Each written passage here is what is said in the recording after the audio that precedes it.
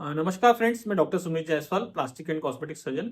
आज हम आपसे बात कर रहे हैं टेस्टिकुलर इम्प्लांट की या टेस्टिकुलर प्रोस्थेसिस की। टेस्टिस या स्क्रोटम के अंदर जो बॉल रहती है कई बार एब्सेंट रहती है कॉन्जेनेंटली या किसी कारण से उसे निकाला जाता है।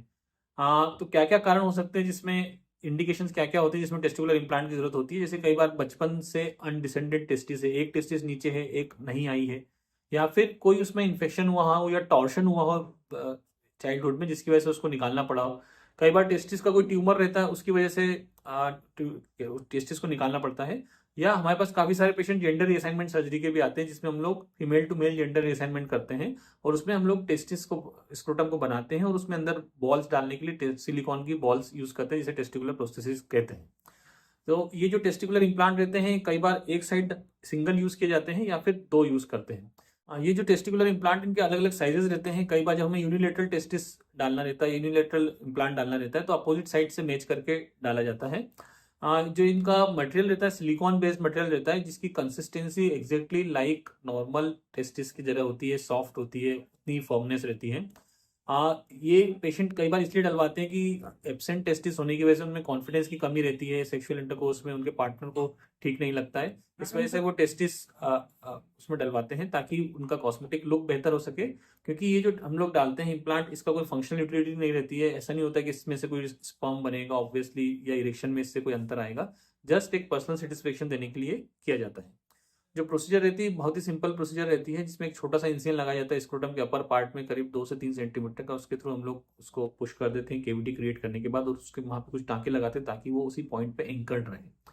ये एक फॉरेन बॉडी है जिसके अगेंस्ट एक कैप्सूल बनना चाहिए तो वो कैप्सूल उसके अगेंस्ट बन जाता है। अदरवाइज ये इंटायरली सेफ प्रोसीजर है। कोई बॉडी में इसके अगेंस्ट रिएक्शन नहीं होती है या फिर इसकी वजह से कोई और बड़ी दिक्कत हो जाएगी, ऐसा कुछ नहीं होता है।